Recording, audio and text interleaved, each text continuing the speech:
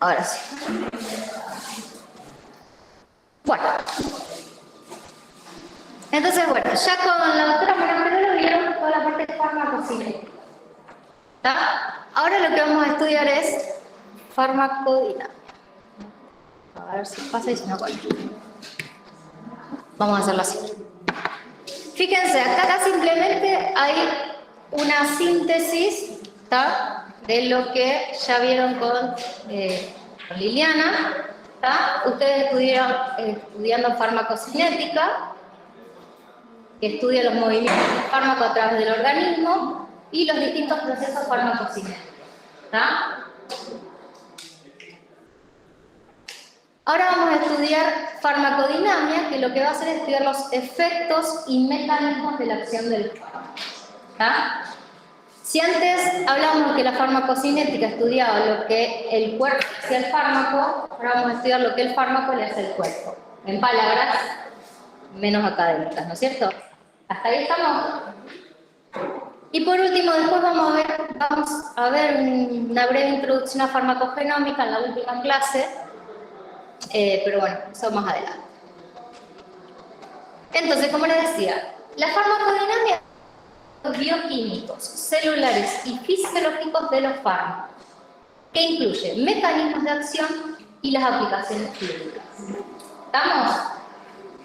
Va a estudiar la relación entre la concentración plasmática del fármaco y su efecto sobre el organismo.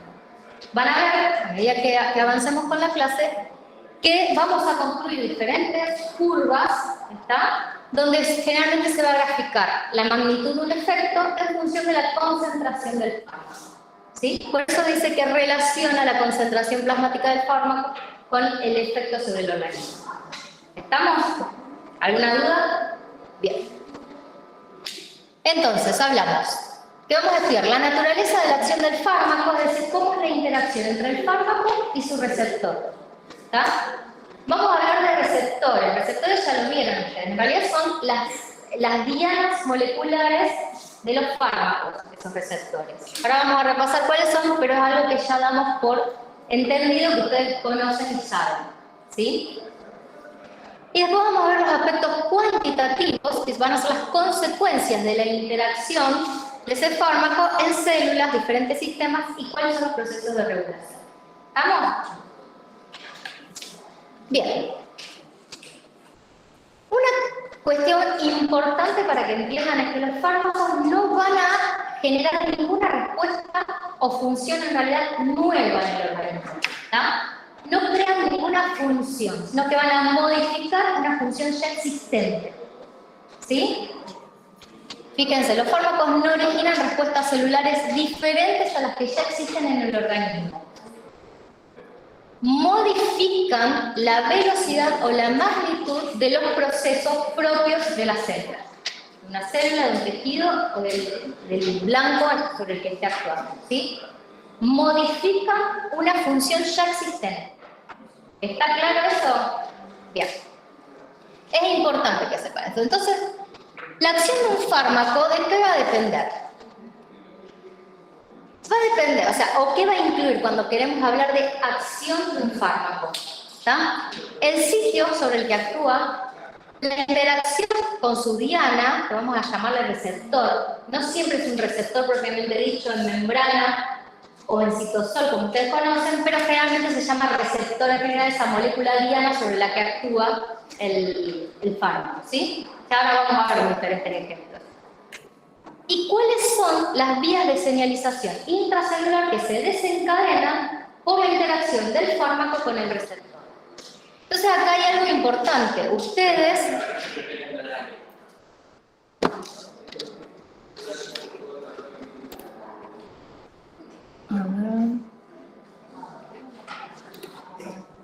ahí está. Bien. Bien, entonces, también vamos a asumir que ustedes ya conocen todas esas vías de señalización intracelular de las que vamos a hablar, porque esas vías son características a cada receptor. o a cada proteína a cada enzima que se modifique. ¿Se entiende? Entonces, esto nosotros damos por asumido que ya lo saben. ¿Sí? Bien. Entonces, fíjense, en realidad lo que hacemos es que un receptor en general, esta va a ser la proteína receptora, tiene un sitio de unión al ligando, el ligando para nosotros va a ser ese fármaco, o sea, la molécula extracelular, tiene un dominio efector que desencadena una serie de segundos mensajeros o proteínas señalizadoras intracelulares que en último van a modificar o actuar sobre proteínas efectoras que ¿qué van a hacer? Provocar cambios en el metabolismo, cambios en la expresión génica o cambios a nivel del citoesqueleto. Es decir, alterar la función que ya existe en la célula. ¿Se va entendiendo que sea repetitivo? ¿Van bien hasta ahí? Bien.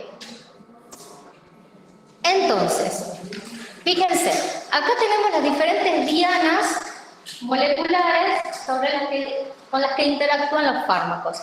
Un resumen, lo que van a ver acá es un resumen. Al final de las diapositivas, ustedes fíjense que yo le agregué, después de la bibliografía tienen varias diapositivas, donde está ampliado cada uno de estos receptores, sus vías de señalización intracelular, con qué fármacos pueden interactuar, hasta que es más o menos lo que pretendemos que ustedes tienen que saber.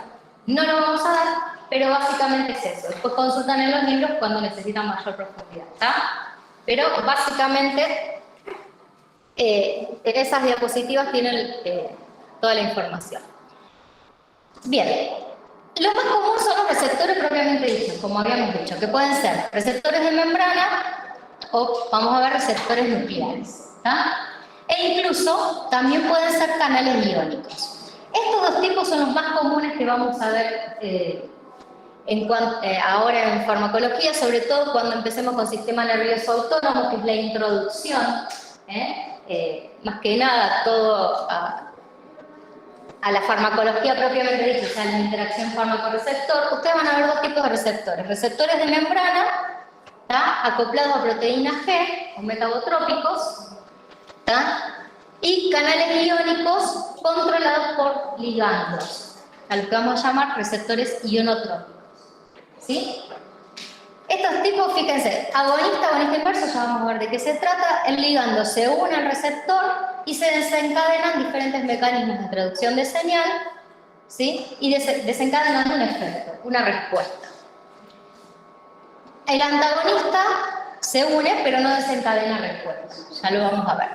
En cambio, los canales iónicos, controlados por ligando, los que vemos que pueden ser también, puede haber bloqueantes directamente, se une el canal y bloquea el paso de, por lo general, los iones que tienen que pasar a través de ese canal, o vamos a encontrar que son fármacos moduladores, se unen a algún sitio alostérico dentro del canal, modulan, hay un cambio de conformación que permite que ese canal se abra y permite el paso de los iones correspondientes. Fíjense que esto tiene que ver con la hiperpolarización o despolarización de las células. Después tenemos receptores ligados a proteinquinasas, otros de los más comunes, que ya los deben conocer, ¿sí? Y receptores nucleares, por ejemplo, todo lo que son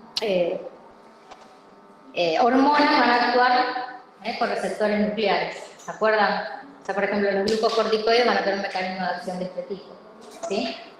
Es solamente como para que vayamos introduciéndonos en el vocabulario. Fíjense, enzimas, entonces dijimos, podemos inhibir la enzima, puede haber un falso substrato, perdón, o, bueno, activar las enzimas. También pueden actuar sobre transportadores, modulando la capacidad de transporte, ¿sí? Ya sea bloqueando el transporte, permitiendo un transporte ampliado, ¿tá? O acumular sustratos, ¿sí? Estos tipos de elementos dianas actúan dentro o cerca de la célula, ¿tá? Fíjense, vimos la inhibición o inducción del proceso de transporte, que sería esto. Incorporación de moléculas mayores. ¿Qué les parece que puede significar eso? ¿Cómo puede actuar un fármaco incorporándose en moléculas mayores para alterar o modificar alguna función?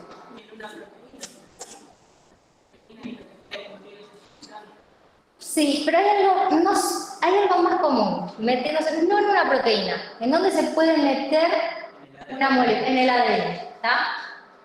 Sobre todo cuando se intercalan entre las bases, generalmente los multineoplásicos, un ejemplo común, bueno, se intercalan entre las bases o actúan como bases que no son realmente bases, entonces frenan, ¿tá?, la síntesis de ADN o frenan la traducción de una proteína, ¿sí? Ese sería un ejemplo de incorporación en moléculas mayores. Y después, alterando procesos metabólicos, tiene más que ver muchas veces cuando también son falsos sustratos en vías metabólicas, ¿tá? Por ejemplo, como algún folato que pueda inhibir la enzima para la traducción, perdón, para la síntesis de bases, o como ocurre en el caso de los antibióticos, que actúan inhibiendo vías metabólicas para la síntesis de la pared o para funciones vitales para las bacterias. ¿Se entiende? Entonces, si bien nosotros siempre hablamos de receptores en general, todos estos son elementos dianas de los fármacos y no son propiamente receptores, ¿sí? Y acá tienen, en realidad, el resumen de todo eso. Esto es como un cuadro sináptico donde tienen todos estos procesos, en realidad estas moléculas diana resumidas, separadas en función del mecanismo de acción, o sea, dónde actúa ese fármaco. Fuera de la célula tienen la interacción química directa u ósmosis. Por ósmosis pueden encontrar la acción de algunos diuréticos, que después vamos a ver a lo largo de la asignatura, y la interacción química directa puede darse con algunos quelantes o con protectores gástricos, ¿tá? También. ¿Hasta acá alguna duda? Bien. Ahora, nosotros siempre hablamos de acción y efecto fármaco, ¿tá? Y no son lo mismo. Como vimos antes, la acción del fármaco va a estar indicada, o sea, por el sitio de acción, la interacción con su receptor, la realización que se desencadena. Esto es todo lo que nos está pasando a nivel molecular, por decirlo de una manera.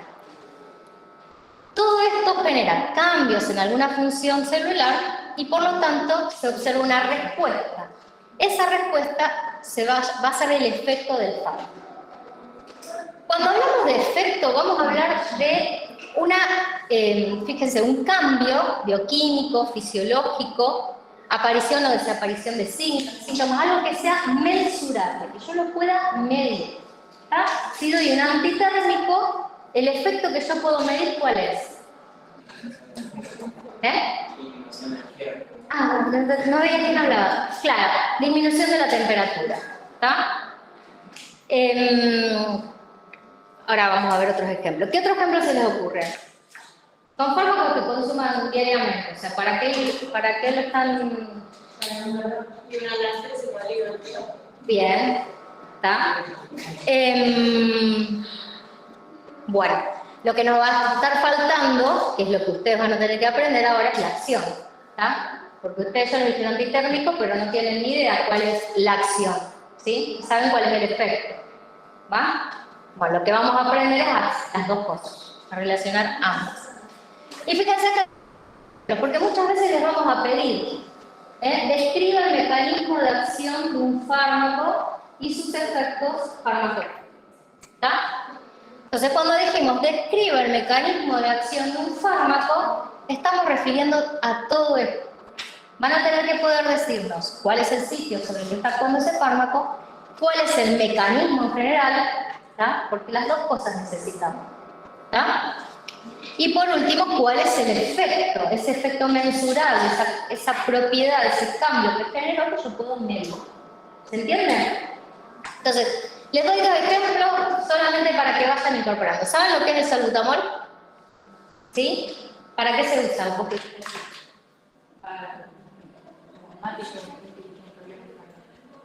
Para un asmático. En el asmático, ¿qué pasa? No pueden respirar, se les cierra vulgarmente decimos se les cierra el pecho. ¿Ah? Se tiene una falta de aire. ¿Por qué? Porque hay una contracción ¿está? Del músculo lisobronquial. Entonces, el salbutamol, si yo digo cuál es su sitio de acción, el sitio de acción es el músculo lisobronquial, ¿sí? ¿Cuál es el mecanismo? Interactúa con receptores beta-2, ya los vamos a ver, receptores beta-2 adrenérgicos, ¿sí? Desencadenando señales intracelulares que son propias del receptor adrenérgico, que ya las van a ver, son receptores acoplados a proteínas G. Dependiendo, estos receptores, vamos a ver más adelante, a qué proteínas G están unidos, es esa vía o cascada de señalización que se desencadena para dar la respuesta. ¿Se entiende? Bien. ¿Cuál es el efecto? La relajación del músculo lisobronquial. En otras palabras, la broncodilatación. ¿Ah? ¿Cómo se mide eso? ¿Alguien sabe cómo miden? Una espirometría, por ejemplo, si quisiéramos medir. Obviamente que cuando uno se hace los pasos de salbutamol no está haciéndose ningún tipo de espirometría, no se mide la cantidad de aire expirado, ¿está? Pero bueno, el efecto es la broncodilatación. ¿Me siguen hasta ahí? El omeprazol. ¿Alguien tomó omeprazol alguna vez? ¿Para qué? Para la acidez. ¿Está? Entonces, ¿cuál es la acción del omeprazol? El omeprazol actúa en las células parietales del estómago. ¿Cuál es su mecanismo? Lo van a ver más adelante. Inhibe la bomba protón-potasio ATPase. O bomba de protones, generalmente que solemos decir. ¿Está? ¿Cuál es el efecto que yo puedo medir? Que inhibe la secreción oxidada. ¿Sí? Más o menos. Entonces, si bien esto acá les va a parecer o descolgado, que ya no vamos a hablar más en esta clase así, cuando empecemos con el sistema nervioso autónomo, que ahí empiezan a haber mecanismos y efectos de fármacos, en ese caso va a ser que actúan sobre el sistema nervioso autónomo, van a tener que empezar a hablar de esta manera. ¿Sí? Bueno. ¿Sí? Si quisiéramos medir la acidez, hay que medir el pH, no sé qué me el pH en el estómago, ¿está? Si hubiese que medirla. Pero es algo, o sea, disminución de la acidez gástrica uno la puede ver. Incluso, de la secreción ácida gástrica, perdón. Incluso en otros años, ahora ya no, teníamos un práctico con ratas en donde se les daba le dábamos ranitidina, bueno, y medíamos cómo varía el pH dentro del estómago, ¿sí? En las ratas que se les administraba o no se les administraba el fármaco. Bien. Ahora bien, nosotros estamos hablando muy teórico y todavía nos queda un poquito. Hablamos de un fármaco, ¿tá? Que va a interactuar con su receptor. Esa interacción va a formar un complejo fármaco-receptor, ¿sí? Y ese complejo fármaco-receptor va a tener la capacidad de dar una respuesta y provocar un efecto, ¿sí? Hasta ahí es más o menos lo que venimos diciendo. Ahora vamos a ir un poquito más. Para poder explicar eso que ocurre tan a nivel molecular, que nosotros el efecto lo vemos a nivel de cambios bioquímicos o funcionales en el organismo, se necesitaron una serie de postulados o teorías. Recuerden que siempre para poder traducirlo de lo molecular a lo que nosotros estamos viendo, ¿tá? Hay que asumir determinadas condiciones, teorías, postulados, para poder dar una explicación, ¿sí? Eso están acostumbrados, o sea, lo fueron viendo, más o menos. No importa. Entonces, Clark genera una serie de postulados para poder relacionar la ley de acción de masas con esta reacción, que de alguna manera es una ecuación química, ¿tá? Ligando receptor, complejo ligando receptor, efecto o respuesta, ¿sí?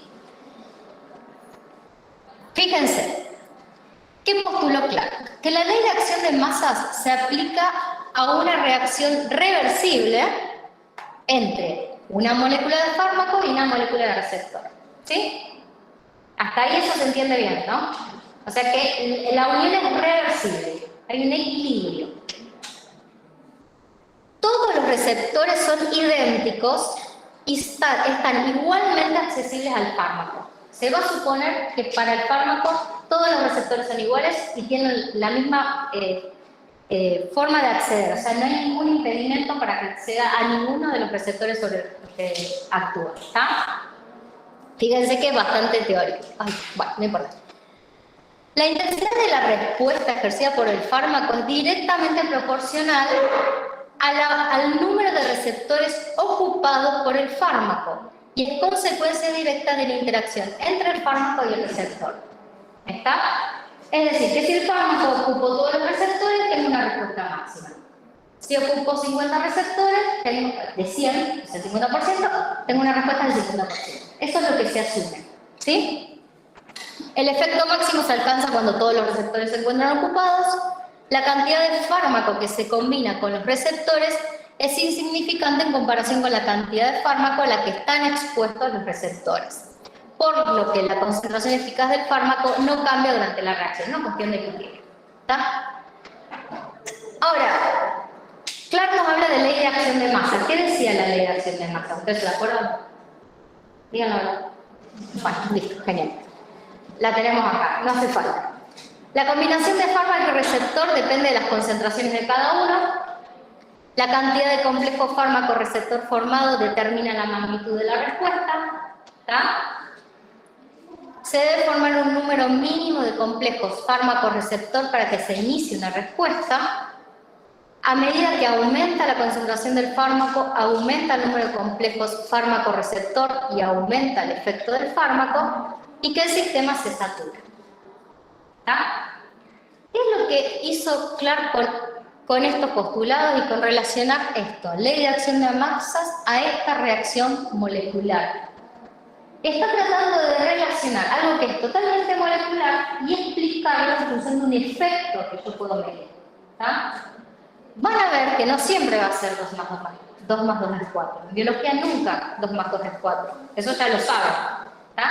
Pero al menos necesitamos partir de esto para poder explicar por qué la unión de un fármaco a su receptor va a desencadenar. ¿Sí? Entonces, no es que se tienen que saber esto de memoria, pero sí entender, lo tienen que saber. O sea, no es que le vamos a decir cuáles son los postulados de Clark. ¿Sí? Pero tienen que entender de dónde sale y por qué viene esa relación. ¿Cómo vamos a relacionar más adelante ocupación y transformarlo a efecto? Que no vamos a estar hablando de lo mismo. ¿Sí? Bien. Volvemos a la ecuación de arriba, pero ya con otro dibujito. A ver si lo entendemos, lo podemos explicar mejor. Tenemos el fármaco, el receptor.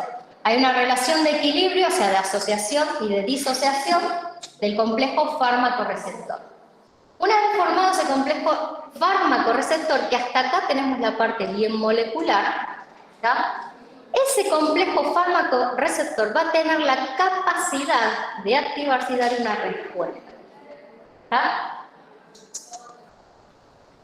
Primero, acá vamos a hablar, o sea, la capacidad de formar el complejo fármaco-receptor va a estar dado por la afinidad que tenga ese fármaco por su receptor. ¿Sí? ¿Hasta ahí me siguen? Bien. Entonces, en este caso, para la ocupación de receptor, para la unión fármaco-receptor, vamos a hablar, por ejemplo, de una constante de disociación. La constante de disociación va a ser del complejo fármaco-receptor y va a ser la inversa de la constante de afinidad. Cuanto mayor sea la afinidad del fármaco por su receptor, ¿cómo va a ser la constante de disociación? Menor, ¿sí? ¿Qué va a significar para nosotros esa cadena? La concentración de fármaco necesaria para unirse al 50% de la población total de receptores. Si yo digo KD, matemáticamente la defino así, ¿sí? Que sale de esto, que tiene que ver con la afinidad del fármaco con su receptor. Si yo tengo que definirla en palabras, es la concentración de fármaco necesaria para ocupar el 50% de los receptores. ¿Sí? Bien. Ahora, para poder relacionar esto que ocurre a nivel molecular, ocupación del receptor, con la respuesta que yo voy a observar, vamos a hablar de la capacidad que tiene este complejo fármaco-receptor de dar dicha respuesta. ¿Está? Ahora, paren, me adelanto les voy a terminar esto. Esta ecuación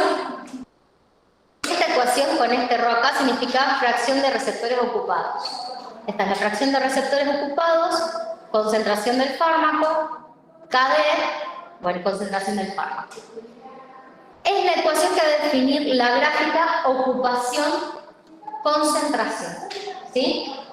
¿A qué le hace acordar esta ecuación? A una Michaelis Mendel. ¿Está? Bárbaro. Entonces sigo, me adelanté, disculpe. O sea que esta ecuación va a describir una hipérbola. Fíjense, acá está graficado.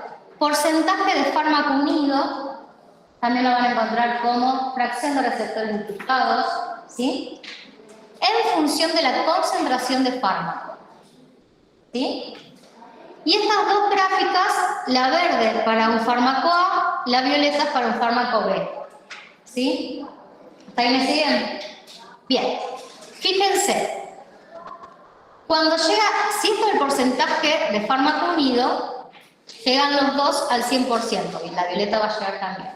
Entonces, al aumentar, una cosa que tiene que quedar, al aumentar la concentración del fármaco, yo en algún momento voy a llegar a obtener un 100% de receptor. ¿Sí? Bien. Por otro lado, ¿qué nos dice esto? ¿Cuál de los dos fármacos se une con mayor afinidad al receptor? Los dos se unen al mismo receptor.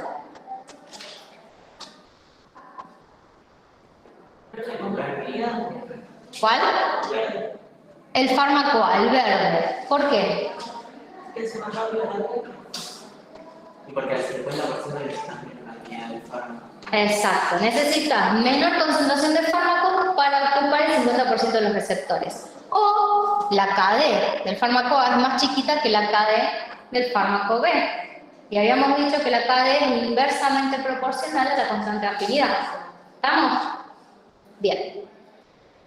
Ahora, matemáticamente, a veces no es tan simple o no es tan fácil analizar estas curvas. Generalmente se busca la forma de que el análisis sea más fácil, a nivel matemático, a nivel de poder observar cambios pequeños. ¿Está? Entonces, lo que se hace es graficar el logaritmo en base 10, de la concentración del fármaco en función del porcentaje de receptores ocupados o de la fracción de receptores ocupados, ¿está? Como las pueden. Fíjense, acá se grafica el logaritmo de la concentración. Al graficar el logaritmo de la concentración, obtenemos una sigmoide, ¿está? La información que obtenemos de esta gráfica sigue siendo la misma. KD de A y KD de B. Es la única información que yo puedo obtener de estas gráficas, que son las de ocupación de receptores. ¿Está? Siempre obtenemos un 100% de ocupación de receptores, ¿sí? Y la información que obtengo es la KD, que nos va a decir cuál es la concentración de fármaco que necesito para ocupar el 50% de los receptores. Y que va a ser una muestra de la afinidad del fármaco por su receptor. Ahora les hago una pregunta, porque surge un montón este problema. Acá, en el gráfico, yo digo que este punto acá, este número, ¿tá? Va a ser un número es la KD del fármaco A. ¿Está bien eso? Es el logaritmo de la KD. Entonces tengan en cuenta cuando grafiquen, cuando se les pida, que si ustedes están haciendo esta gráfica, este número que está acá es el logaritmo de, ¿sí? Ustedes acá sacan la KD y después a partir del logaritmo de la KD pueden obtener cuál es la KD, ¿sí? Bien. ¿Hasta acá estamos bien? No sé, mira acá. Después todo se resuelve. Ahora, volvemos a los postulados de Clark. ¿Está? Clark, ¿qué era lo que quiso hacer? Salir de esto molecular, hablar de ocupación de receptores, pero traducirlo en un efecto, ¿sí? Con todos esos postulados. Entonces, esos postulados de Clark nos van a permitir pasar de esta ecuación que hablaba de porcentaje de receptores ocupados y que nos hablaba de la afinidad de unión del fármaco con su receptor, a esta parte de la ecuación que es la activación, o sea, la capacidad que tiene este complejo en dar una respuesta. Que como les dije, no siempre va a ser igual o directamente proporcional a la afinidad con la que el fármaco se une al receptor. ¿Está? ¿Por qué no siempre? ¿Por qué les parece? Pero piensen de lo que ya saben. ¿Por qué creen que no puede ser tan directo? Es decir, que yo digo, un fármaco tiene mucha afinidad, ¿está? Pero yo no puedo decir que es directamente proporcional a la respuesta que va a desencadenar. ¿Qué hay en el medio entre la unión del fármaco al receptor y esta respuesta? ¿Qué habíamos visto que había en el medio? El mecanismo de acción, ¿qué incluía? La vía de señalización downstream, ¿está? Corriente abajo, la amplificación de la señal, ¿está? Todo eso que ustedes vieron, no sé si en biología o en bioquímica, van sacando en los primeros años, ¿está? Toda esa amplificación de señal, todo ese movimiento de segundos mensajeros, va a hacer que pasar de esto a esto no sea tan lineal, ¿sí? Por eso es que se tuvieron que hacer determinados postulados y aceptar determinadas consideraciones teóricas para poder que nosotros realmente pasemos de esto a esto. ¿Sí? ¿Estamos? Fíjense que esto es uno de los postulados que decía, la intensidad de la respuesta ejercida por el fármaco es directamente proporcional al número de receptores ocupados por el fármaco y es una consecuencia directa de la interacción entre fármaco y receptor. Nosotros vamos a asumir que esto pasa. Pero en la biología sabemos que no pasa tan derecho la relación. Como claro, a través de todos los análisis que hizo, postuló esto, lo vamos a asumir. ¿Sí? Pero ¿por qué les conté todo eso? Porque ahora van a ver una única cosa que no podemos asumir. Pasamos. No importa cómo, pasamos, porque hay toda una deducción matemática para pasar de acá a acá. A mí me interesa que sepan que esta es la ecuación de Siegel. Que a partir de los postulados de Leclerc y de estos particularmente, yo puedo transformar esta ecuación que vimos antes de receptores ocupados a esta que me relaciona el efecto del fármaco con su concentración plasmática. ¿Sí? Acá yo veía ocupación de receptores en función de la concentración del fármaco. Acá veo efecto versus la concentración del fármaco.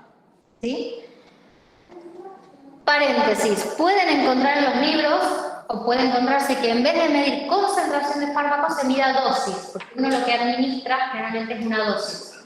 Estas curvas pueden encontrarlas como dosis de efecto, dosis respuesta, pero puede graficarse la dosis o la concentración del fármaco, ¿sí? Cualquiera de las dos formas está bien. Lo que nos va a cambiar son las unidades de lo que estamos poniendo, ¿está? Si estamos graficando concentración, vamos a tener unidades de concentración. Si estamos graficando dosis, ¿qué unidad tiene la dosis? ¿De masa? Sí, de masa. Bien. Y acá nos aparece un nuevo concepto que vamos a ir trabajando a lo largo de toda la clase, que es la actividad intrínseca. ¿Tá? La actividad intrínseca, fíjense, que es la medida relativa de la capacidad del complejo fármaco-receptor para producir una respuesta. ¿Tá? Es pasar de afinidad a capacidad de generar respuesta. Y tenemos esa actividad intrínseca. ¿Sí? ¿Estamos hasta acá? Después va a descantar, no se preocupen. Y acá estamos, ya vayan viendo cómo se llaman estas curvas, son dosis de respuesta gradual, cuantitativa, ¿está? Y lo que va a relacionar es el efecto en función de la dosis o de la concentración del fármaco. Fíjense que acá les cambié las gráficas para que vean que está graficado en función de la dosis. ¿Está? Esto que dice efecto, generalmente se grafica el porcentaje de efecto, ¿está? O porcentaje de efecto máximo. Entonces se plantea como 100% el efecto máximo, ¿está? Y el resto del efecto se va, fíjense, graficando como porcentaje. El efecto es la contracción máxima de un músculo, ¿tá? Porque estamos con acetilcolina, ya van a ver ¿está? Pero por eso, este sería el efecto que yo estoy midiendo. Acuérdense, los efectos se pueden medir. Para yo poder graficar esto, sí o sí lo tengo que medir, ¿está? Obviamente se hace en un laboratorio, eso lo que se hace es si estoy midiendo la contracción de un músculo, lo que se pone es que el tejido del músculo se pone entre dos ganchos, como así se agarra, está relajado y se le va agregando adentro de un sistema, supongamos un vaso precipitado, en ese sistema primero está, se le van agregando concentraciones crecientes de el fármaco, ¿tá? Agonista, vamos a empezar a hablar del agonista, y a medida que las concentraciones que voy agregando, concentraciones crecientes de ese fármaco, voy viendo que en este caso lo que genera es una contracción, el músculo se va contrayendo,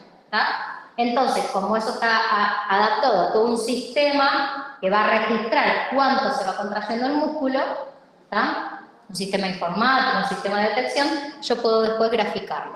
¿Se entiende? Ahora vamos igual a ver cómo se construye. En este caso nos pasa lo mismo que nos pasaba antes. Acá esto es como una mica del Inventor, tengo una hipérbola, ¿tá? Pero el problema más grande que voy a tener con estos tipos de gráficas es que muchas veces no nos permiten ver qué es lo que está pasando a dosis bajas, ¿tá? Porque los cambios acá son muy grandes, entonces yo me estoy perdiendo todo esto, ¿sí? Entonces, para facilitar el análisis, nuevamente lo que se hace es construir una sigmoidea graficando el logaritmo en base 10 de la concentración o de la dosis del fármaco en función del efecto, ¿está? Fíjense acá, también esto lo pueden encontrar, se los puse a propósito porque son cosas que aparecen en los libros que después generan dudas. Acá no dice el logaritmo de la dosis, pero la escala es una escala logarítmica. Entonces a veces fíjense, cuando ustedes vean este tipo de función en una curva dosis-respuesta gradual, si acá no dice logaritmo en base 10 es porque la escala es logarítmica, ¿está? ¿Sí? No hay forma de que grafiquemos dosis y nos dé esto, ¿tá? O concentración plasmática y nos dé, ¿sí? En una curva dosis-respuesta gradual. ¿Estamos? Bien, ¿qué características tienen estas curvas? Las curvas dosis-respuesta graduales o cuantitativas se construyen utilizando una única unidad biológica experimental. Como yo les dije antes, si es una porción de músculo liso o de músculo estriado, o sea, es un único pedacito de músculo que yo estoy midiendo. ¿Ah? Una única unidad experimental, por ejemplo, una única porción de intestino aislado. Si lo mido en un animal entero, es un único animal. Yo grafico esto, este porcentaje de efecto o de respuesta en función de la dosis, del logaritmo de la dosis del fármaco, pero para ese único animal, ¿tá? Para ese único individuo, para esa única unidad biológica, sea que fuere. ¿Se entiende hasta ahí? Porque es una gran diferencia de otras curvas que después vamos a ver más adelante, ¿sí? Y va a relacionar entonces la magnitud del efecto estudiado en función de las concentraciones o dosis crecientes del fármaco. ¿Estamos? ¿Hasta ahí estamos? Se me están durmiendo. Bien. Ahora, no sé si lo voy a decir antes, pero lo voy a decir ahora. No, lo voy a decir ahora. Primero vamos a hablar de esto. ¿Qué información obtenemos de estas gráficas? ¿Qué información obteníamos de las gráficas de ocupación en función de la concentración del fármaco? La cadena. ¿Ah? Bien. ¿Qué información vamos a sacar de estas gráficas? Primero el efecto máximo. ¿Tá? O sea, es el 100%, el efecto máximo que alcanza el fármaco. Que para nosotros, si graficamos el porcentaje de efecto, va a ser el 100%. ¿Tá? En la hipérbola está acá, en la sigmoidea es esta. ¿Sí? Fíjense, dosis más allá de la cual no se logra más respuesta, efecto máximo del fármaco. ¿Sí? Esa es la Emax, generalmente la van a encontrar así. Y la S50. S50 es la concentración de fármaco a la cual se logra el 50% del efecto máximo. ¿A qué les hace acordar? A la cadena. ¿Puedo decir que KD y S50 son lo mismo? ¿Por qué? O sea, técnicamente no. ¿Por qué? No hablamos de que no se puede alinear ¿Por qué? por el basada en el medio. Sí, porque es una respuesta biológica. ¿Está?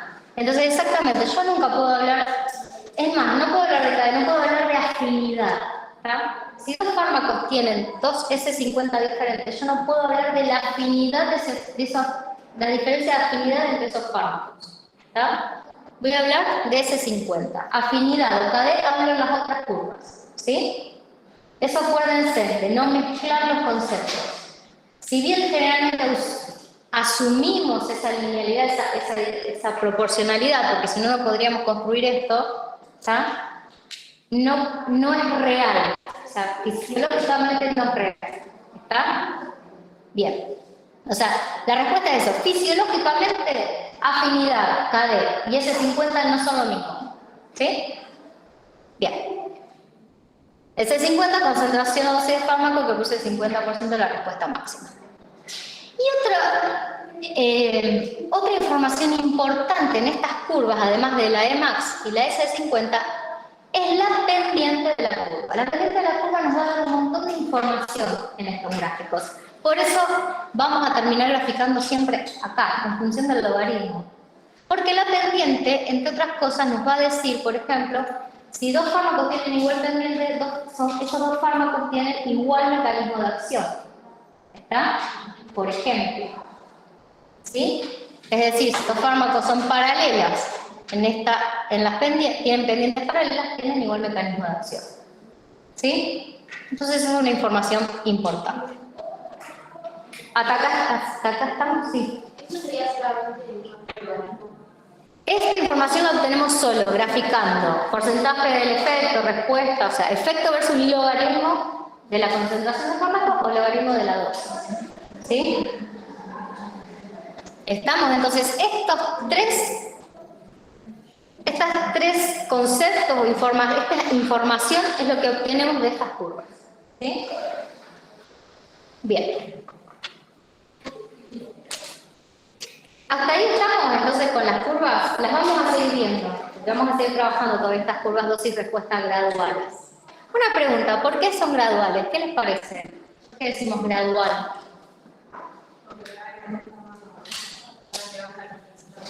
Concentraciones crecientes del fármaco y ¿qué voy viendo? ¿Un cambio cómo? ¿Cómo es el cambio, el efecto? Se va dando paulatinamente, ¿sí? Es gradual. Obviamente hay respuestas que yo no voy a poder dar graficando esto. Por ejemplo, si yo evaluar la capacidad de sedación o de somnolencia de algún fármaco, es una benzodiazepina, un barbitúrico, ¿puedo medir gradualmente eso?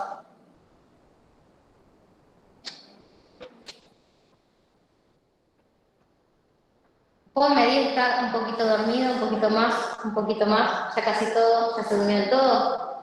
¿Se puede hacer eso? No.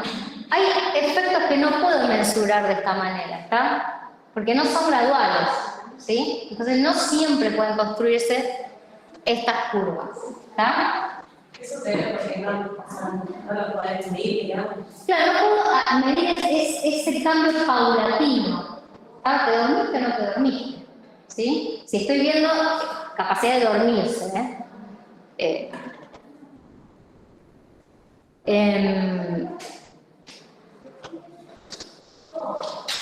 bien. Por ejemplo, si quisiéramos evaluar la capacidad de disminuir la presión arterial, tendríamos que disminuirla en cuánto. ¿A partir de cuánto? O sea, habría que establecer determinadas consideraciones para poder evaluar eso. ¿Sí? Porque si no disminuye la presión arterial, ¿a qué nos vamos a referir? Disminuye un poquito más, ¿se entiende? Además, por el mecanismo de acción del fármaco, no siempre puedo hacer una relación tan directa. ¿Está? Pero por lo general, esto está bien. Bien. Es para que vayan pensando cuando vayan viendo los distintos fármacos, ¿sí? Bien. ¿qué es un agonista? ¿Se acuerdan que yo les dije, bueno, podemos decir que ese fármaco que es un receptor le decimos agonista? En realidad el agonista es un fármaco que va a actuar sobre los receptores, va a activar, ¿tá? Y va a inducir una respuesta tisular como lo haría el ligando endógeno. Recuerden que un fármaco se está administrando de manera exógena, eso ya lo vieron en farmacocinética, ¿tá?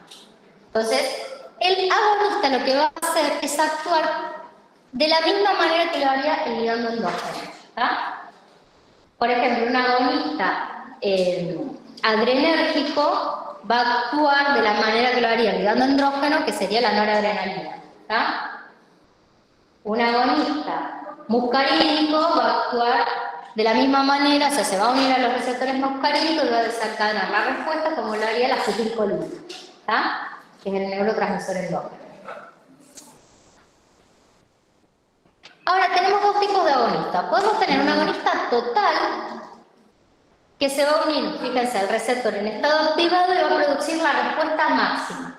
¿Qué significa? Este agonista tiene afinidad total por el receptor en estado activado. Se une y desencadena respuesta. ¿Tá? El equilibrio siempre va a estar desplazado hacia activar más receptores y desencadenar más respuestas. ¿Sí? Ya lo vamos a ver en otra diapositiva. Entonces, generalmente estos tienen... Ahora lo vemos. Bueno. Y un agonista parcial se va a unir al receptor en estado activado, pero también tiene algo de afinidad por el receptor en estado inactivo. Lo que significa que su respuesta nunca va a ser máxima, ¿tá? Si lo comparamos con un agonista total, nunca va a desencadenar una respuesta máxima. ¿Por qué? Porque en este momento el equilibrio no va a estar totalmente desplazado hacia la activación del receptor, sino que algo va a estar desplazado hacia inactivarlo, ¿tá? Mantenerlo inactivo. ¿Se entiende? Algunos receptores van a estar inactivos y otros van a estar activos. Entonces la capacidad de respuesta de ese sistema no es máxima. Ahora lo vamos a ver con otro gráfico, ¿sí? Que se los agregué después. Vayan incorporando los términos, ¿sí? Una pregunta. Antes, en el postulado de Clark, que asumía que todos los receptores estaban en igualdad de condiciones, Sí. teniendo el receptor activado y inactivado, ¿no sería? No, la igualdad de condiciones del postulado claro es que todos tienen acceso. O sea, el fármaco tiene acceso por igual a todos los receptores. Imagínense con los bancos en los que ustedes están sentados. En este momento, al menos no me parece, no hay ningún banco que esté imposibilitado que ustedes lo ocupen. Sería eso. Todos están igualmente disponibles para que ustedes se sienten. ¿Se entiende? Sí. Ahora, después, ¿cómo está ese banco? Ya es otra historia. ¿Está? Si está roto, si lo podés, si sos derecho y te tocó un barco zurdo, ¿se entiende? Tiene que ver con la respuesta que desencadena. Con exacto. Porque ahora van a ver que todo esto está dado, va a estar definido por la actividad intrínseca, y habíamos dicho que la actividad intrínseca era la capacidad de respuesta del complejo fármaco-receptor. ¿Está? Ahora lo vamos a ver en la siguiente diapositiva. Después tenemos agonistas inversos, que ¿a qué se refiere? Cuando hay receptores con actividad constitutiva, es decir, yo tengo un receptor que está dando una respuesta sin necesidad de que haya un ligando unido, ¿tá? ¿Se acuerdan que existían ese tipo de receptores? ¿Sí? O sea, está dando respuesta como si tuviese un ligando activo, pero no hay ningún unido, pero no hay ningún ligando unido. Lo que se observó es que en este tipo de receptores el agonista inverso se une porque tiene alta afinidad por el receptor inactivo y desplaza el equilibrio hacia la inactivación de todos los receptores. Entonces, como ese receptor se encontraba activo sin ligando, cuando el agonista inverso se une, desencadena una respuesta que es igual pero opuesta a la del agonista. ¿Se entiende? O sea, al inactivar un receptor con actividad constitutiva, lo que va a hacer es, no es que lo inactiva y deja de generar respuesta, sino que genera una respuesta totalmente contraria, opuesta. ¿Sí? Igualmente ahora quédense con el concepto. Y el antagonista, con este término no hay más, ¿tá? El antagonista se va a unir al receptor, pero tiene la misma afinidad por el receptor receptor en estado activo que por el receptor en estado inactivo. Entonces el equilibrio nunca se desplaza, ¿está? Por lo tanto, no desencadena respuesta, ¿sí? Es como que ocupa el lugar, no deja que el agonista se una para desencadenar respuesta y él no está desencadenando ningún tipo de respuesta. Bloquea el receptor, ¿sí? ¿Se entiende la diferencia entre este y este? ¿Sí? Ahora lo vamos a ver mejor. Entonces, fíjense cómo todos estos tienen que ver, toda esta clasificación tiene que ver con su actividad intrínseca, ¿tá? En un agonista total decimos que la capacidad de respuesta del complejo es máxima. Entonces, el alfa, esa actividad intrínseca, es igual a 1. ¿Tá? Y si graficamos nivel de respuesta en función del logaritmo de la concentración del fármaco, un agonista total obtiene la respuesta máxima, ¿sí? El 100%. Un agonista parcial, como tiene cierta afinidad por los receptores en estado inactivo, nunca va a dar una respuesta máxima. Entonces, se dice que la actividad intrínseca está entre 0 y 1, ¿tá? Y su capacidad máxima, el efecto máximo que va a alcanzar, nunca va a ser igual al de la agonista total. En números, si esto, ahora lo vamos a ver, si esto fuera 100%, o sea, lo igualamos al alfa igual a 1, y el agonista parcial tiene un alfa de 0,5, la respuesta máxima de esa parcial va a ser del 50% de la agonista total. ¿Se entiende? Si una agonista total, que sabemos que tiene alfa igual a 1, y después tenemos una agonista parcial con un alfa de 0,3, la capacidad máxima de respuesta de esa agonista, ¿cómo va a ser respecto a la del total? Del 30%. ¿Está? Bien. El antagonista, como lo único que hace es unirse al receptor y no desencadenar ningún tipo de respuesta, su alfa es 0. ¿Tá? La capacidad de respuesta de ese complejo es nula. No hay respuesta. Y sí. Tengo una duda, que por ejemplo un fármaco, ¿para qué serviría ese antagonista para que no? Para que Los antagonistas, hormonas que no tengan efecto, sería. las nuevas hormonas son sustancias endógenas. Sacar hormona porque la hormona te queda como con un pedacito del interior. Los antagonistas van a bloquear la unión del agonista endógeno, la sustancia endógena. ¿Tá? Usamos un montón de antagonistas, ¿sí? En la farmacología, lo primero que van a ver cuando vean sistema nervioso autónomo es que vamos a hablar de antagonistas, ¿tá? O de agonistas. Son los dos grupos que vamos a ver, fármacos antagonistas y fármacos agonistas, ¿tá?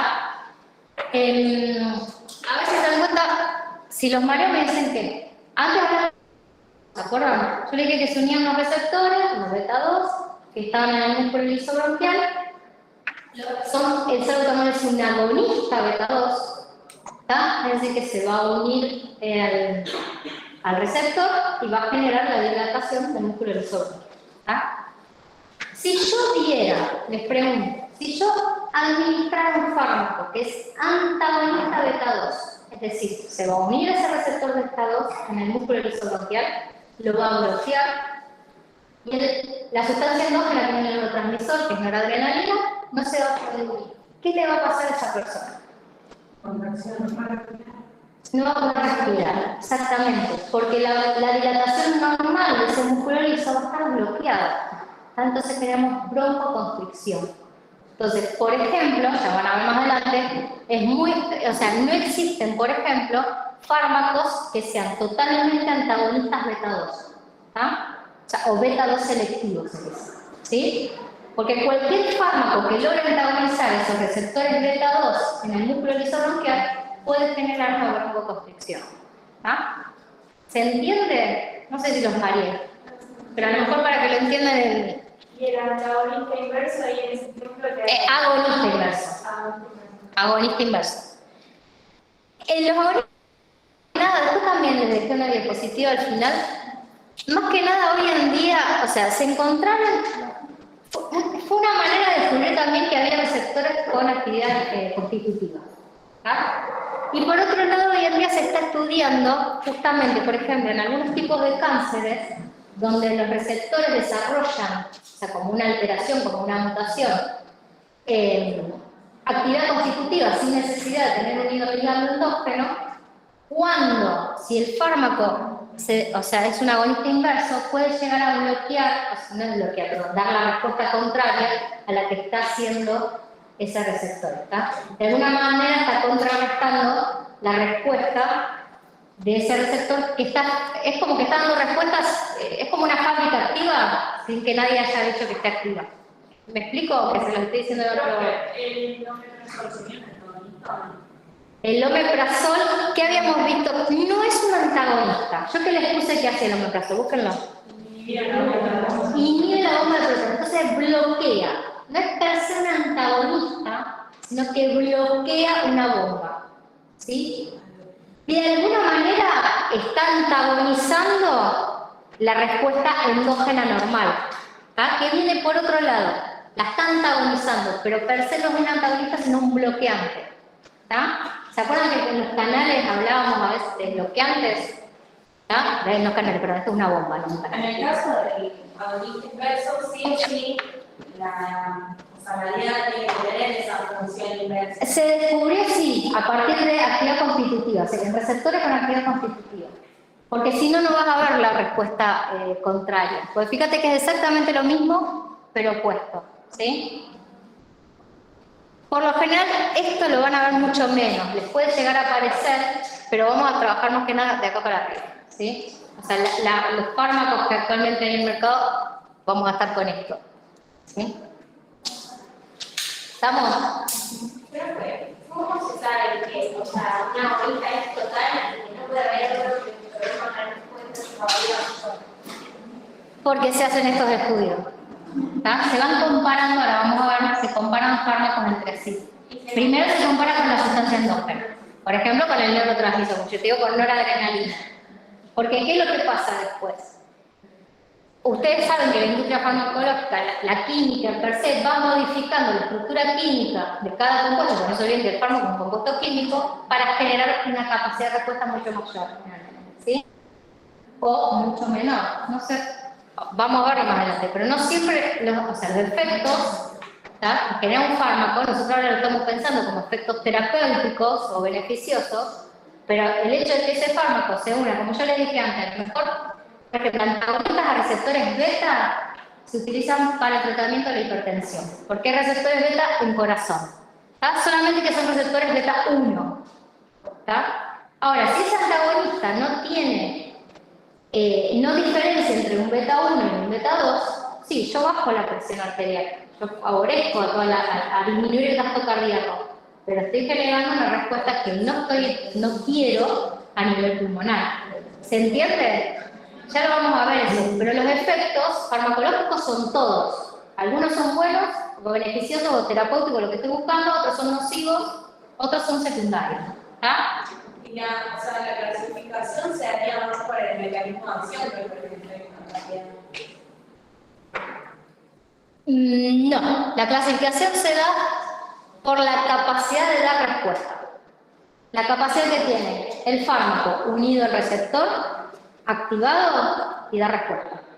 ¿Tá?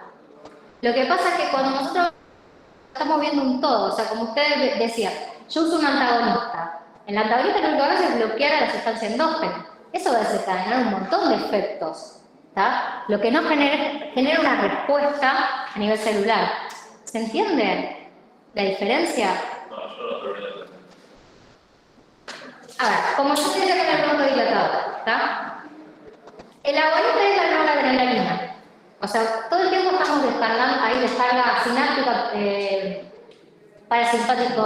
parasimpático, del simpático, ya lo van a algo vieron en física. ¿Tá? Noradrenalina, acetilcolina y un montón de otros neurotransmisores. En este caso nos quedamos con noradrenalina. Para que yo pueda respirar, para que vos puedas respirar todo, tenemos que, el pulmón tiene que poder relajarse, ¿tá? Los bronquios, entrar aire y sacar ese aire que entró. Porque muchas veces el problema cuando hay una broncoconstricción es que no sale aire. Uno se ahoga porque no sale el aire que entra, ¿sí? Entonces la noradrenalina se está uniendo a esos receptores y estamos en equilibrio, no más gases, ¿tá? Ahora bien, yo pongo un fármaco, te administro un fármaco que tiene una afinidad por ese receptor al que se tenía que unir la adrenalina y lo tapa. Químicamente, ese receptor lo que hizo es impedir la noradrenalina que se una. ¿Está? El efecto que yo voy a ver, ¿cuál es? Es que si la noradrenalina no se une, no se desencadena la respuesta de broncodilatación. Entonces, ¿yo qué veo? Broncoconstricción. ¿Se entiende? Molecularmente, o sea, el receptor quedó bloqueado y no se desencadena la respuesta. No desencadenar la respuesta significa que yo tengo una broncoconstricción. Porque necesito que en realidad la noradrenalina se une para generar broncodilatación. ¿Se entiende? Por más que sea poca, digamos, en un caso de un asmático que estamos hablando antes. Lo del asmático. Sí, decíamos que se cerraba el cuello, usaba por eso salbutamol. No, ahí es porque necesitamos rescate. Siempre que vos tenés. También entiendan esto, uno administra un fármaco porque se alteró la homeostasis del cuerpo. ¿Está? O sea, vos entraste en una crisis asmática porque tu cuerpo, tu organismo no pudo regular por sí solo que respires normalmente. ¿Se entiende? O sea, los fármacos nosotros administramos una terapia farmacológica, la hacemos porque hay una alteración de las funciones basales. O sea, que uno esperaría que estén normales y no están. O sea, si yo tengo que darme un antiácido o el omeprazol es porque de alguna manera tengo una mayor cantidad de secreción ácida gástrica que no debería tener, sea por el motivo que sea. ¿Sí? Si tengo que dar un antitérmico es porque levantó fiebre el organismo, porque hay un mecanismo de defensa que está activado por la cuestión. ¿Se entiende? Si no, el cuerpo está en homeostasis, yo no necesito ningún fármaco. ¿Estamos? ¿Se entendió eso? Bien. Y acá, estas se las agregué, pero para que entiendan, a ver si les sirve o no. Esta está en el Goodman. Cuando yo les hablaba de unirse a un receptor en estado activado o inactivado, se habla del modelo de dos estados. ¿Tá? El receptor puede estar activado o inactivo, y eso está en equilibrio. Si el agonista tiene alta afinidad por ese receptor activado y solamente por ese receptor activado, se va a ir uniendo y va a desplazar el equilibrio hacia allá, hacia la derecha. Ese sería el agonista total. Ahora, si el agonista es un agonista parcial, ¿tá? Lo que hace es que tiene una alta afinidad hacia ese receptor activado, entonces desplaza el equilibrio hacia la derecha. Pero algo de afinidad hacia el receptor en estado inactivo también tiene. Entonces también voy a tener un poquito de desplazamiento hacia la izquierda. Por eso la respuesta no es máxima. ¿Estamos? El antagonista se une de la misma manera, con la misma afinidad, al activado y al inactivo. Por lo tanto, no desencadena respuesta. ¿Tá? El equilibrio queda así, en equilibrio. Y el agonista inverso tiene alta afinidad por el receptor inactivo. Entonces, siempre se desplaza el equilibrio hacia la izquierda. ¿Tá? Y por eso es puesto opuesto. Porque el receptor estaba activo y desencadenando respuesta. ¿Sí? Bueno, y este es más o menos el mismo gráfico que les mostré antes, pero con flechita diciendo hacia qué lado se va desplazando el equilibrio. ¿Sí? Este lo tienen en el Goodman y este es en el RAM. El agonista inverso también podría ser parcial. Exactamente, el agonista inverso puede tener agonista inverso total, agonista inverso parcial. Exactamente. Sí. Porque acá, en este ejemplo, es un agonista inverso total, tiene toda la afinidad hacia el receptor en estado inactivo. Si tuviese algo de afinidad por el receptor activo, se llama un agonista inverso parcial. Bien. Otro concepto del que vamos a hablar es de eficacia. La eficacia máxima en las curvas las vamos a ver en función de estas curvas. Dosis respuesta gradual, donde graficamos efecto versus logaritmo de la concentración. O sea, necesitamos la sigmoide, ¿se acuerdan?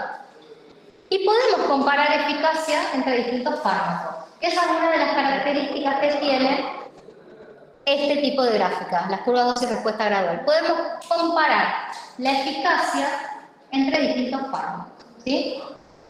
Eficacia, potencia, ahora vamos a ver. Entonces, fíjense, la eficacia máxima medida de la fuerza del efecto producido por la dosis máxima del fármaco. Por ejemplo, este fármaco X tiene una eficacia máxima que es mayor a la del Y, ¿sí? Porque lo estoy comparando, es una medida relativa.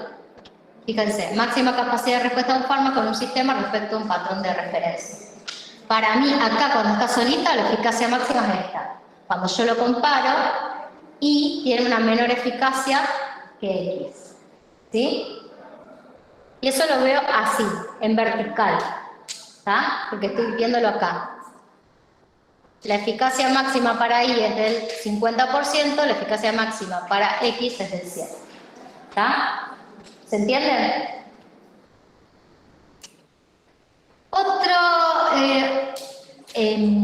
Otra información que podemos sacar de estas gráficas cuando comparamos dos fármacos entre sí es la potencia relativa. La potencia relativa es la medida comparativa de la actividad del fármaco expresada en, esto es lo importante, dosis requerida para producir un efecto concreto de intensidad dada con respecto a un patrón de referencia particular. ¿Qué significa todo eso? Trábale. La potencia relativa nosotros la vamos a ver a nivel de acá. ¿Está? ¿Qué significa verlo así? Antes dijimos, la eficacia máxima la veíamos así. La potencia la vamos a mirar acá, a nivel de concentración del fármaco o de dosis. Yo puedo comparar la potencia entre dos fármacos siempre que estos dos fármacos alcancen la misma eficacia máxima, ¿tá? No importa si es de 100 o de 60, pero que los dos alcancen la misma eficacia máxima. Entonces, me paro. O sea, en este sentido puedo comparar las S50, si quiero. Pero también lo puedo comparar acá. O sea, busco dos puntos en la curva y comparo. ¿Qué concentración de fármaco Y necesito para lograr el mismo porcentaje de fármaco que X? Y entonces, ¿qué conclusión saco de acá? Por ejemplo. Que X es más potente que Y. ¿Por qué? Porque necesito menores concentraciones o menores dosis para generar la misma respuesta. ¿Está? Pero no tiene que ver con el tiempo, o sea, es con mayor dosis. No, acá estamos evaluando solamente concentración o dosis en función de la respuesta que hay. ¿Tá? Incluso esto ya te digo, se suele hacer in vitro. O sea, yo armo un sistema, supongo que es un vaso precipitado, ¿tá? Como les explicaba antes, estoy midiendo a lo mejor la contracción del músculo, seguimos. Entonces, primero el sistema lo construyo la gráfica para X. Voy agregando concentraciones crecientes de X, midiendo contracción, ¿tá? Del músculo, registrándolo y grafico porcentaje de respuesta máxima en función de la concentración de X. ¿Tá? Lavo todo el sistema, vuelvo desde cero y empiezo a hacer exactamente lo mismo pero para Y.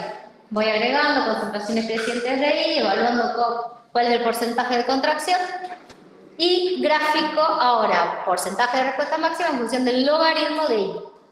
Y ahí tengo las dos curvas superpuestas. ¿Tá? Va, en la misma gráfica.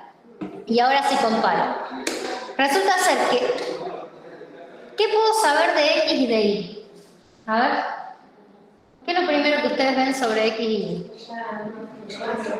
Llegan al mismo efecto máximo, genial. ¿Y qué otra cosa? ¿Qué información de estas gráficas? ¿Se acuerdan? Había tres cosas que sacaban. La pendiente. ¿Qué nos decía la pendiente? Que tenían el mismo mecanismo de acción. Es decir, X e Y tienen el mismo mecanismo de acción, los dos alcanzan el mismo efecto máximo, pero uno es más potente que otro. Para uno necesito dosis más bajas para producir el mismo efecto. ¿Se entiende la potencia? Y siempre es relativa, siempre tengo que compararla a algo, ¿sí? A un patrón, a otro fármaco que estoy estudiando, generalmente es un patrón, ¿sí? Uno que ya le sé cómo es su mecanismo de acción, cuál es su efecto máximo, y lo comparo, ¿sí? Bien. Bueno, acá otra vez con la información sobre la pendiente de la curva, refleja el mecanismo de acción del fármaco, pendientes paralelas, mismo mecanismo de acción. Este es el grafiquito que habíamos tenido antes.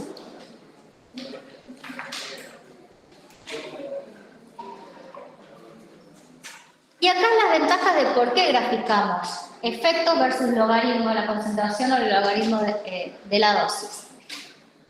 Hay un centro de simetría, y ese centro de simetría nos dice que es la S50. ¿Tá? El centro de simetría en esta curva, bueno acá, sería en esta, ¿está? Ahora le voy a explicar porque allá está gráfico distinto. El centro de simetría es la S50, ¿sí? Parte de la curva se rectifica, entonces el análisis matemático es mucho más simple. Y esto es lo que se graficó acá. No es que todos sean funciones lineales, sino que en esta porción de la curva es casi lineal, ¿sí? Y al tener una función lineal es mucho más fácil analizar el cambio, o sea, cómo varía la concentración de esa concentración, cómo va a variar con el efecto. Pero no solamente eso, sino que pequeños cambios en la concentración me van a dar pequeños cambios en el efecto, en la respuesta. ¿Se entiende? Yo eso acá no lo puedo ver, porque no puedo hacer esos pequeños cambios. Yo no sé cuánto es esto. Acá miren, si entre 0 y 5, fíjense, yo me perdí todo esto. ¿Está? ¿Se entiende por qué necesito construir la sigmoidea? Bueno, es lo que les estaba diciendo, mejor representación a dosis bajas. Tengo un mayor rango de dosis para graficar, justamente al amplificar la escala, ¿tá? Tengo más dosis que puedo graficar, y evalúo mecanismo de acción por la pendiente, potencia relativa, que al tener las gráficas, las teníamos acá o acá, ¿tá? Puedo fijarme puedo fijar un efecto y ver a qué dosis de concentración se relaciona, y voy a poder estudiar interacción entre fármacos. ¿Está? Que eso es lo que vamos a ver ahora. Bueno, vamos a ver. A ver, ahora me van a responder ustedes, ¿sí? Acá está este gráfico donde está graficado logaritmo de la dosis. Fíjense que la escala es semilogarítmica en función, dice, del porcentaje de elevación del rango de dolor. Ahora no me sale, bueno, del dolor, porque todos estos son analgésicos, ¿está? De la tolerancia al dolor. Tengo hidromorfina, morfina, codeína, aspirina. Estos tres son opioides. Este es una INE. ¿Está? Con eso ya les estoy diciendo qué cosa que ustedes ven acá. La pendiente. ¿Qué significa? Distinto mecanismo de acción. Este es una INE, fíjense que la pendiente es totalmente distinta a estos tres que son opioides. ¿Está? Bien. ¿Cuál de todos es más potente? Solamente van a poder comparar estos tres, ¿está? En principio. ¿Quién es el más potente? La hidromorfina. ¿Por qué? El mismo efecto. Supongamos que quedamos acá. La codeína necesita dosis súper alta respecto a la de la hidromorfina o de la morfina para generar el mismo efecto. Bien. ¿Cuál tiene la mayor eficacia relativa?